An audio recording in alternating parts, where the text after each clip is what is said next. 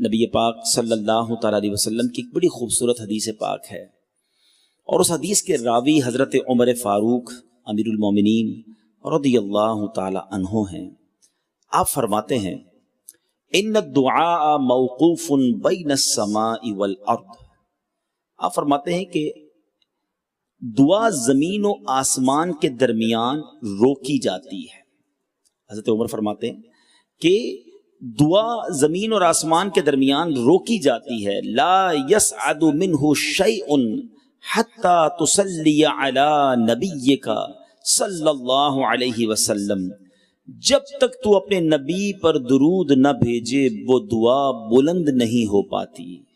درود پاک کی اہمیت کو سمجھیے کہ اگر اول آخر درود پاک ہو، کیونکہ علماء فرماتے درود پاک ایک ایسا عمل ہے، ایک ایسا وظیفہ ہے جو مقبول ہی مقبول ہے، جس کو رد نہیں کیا جاتا۔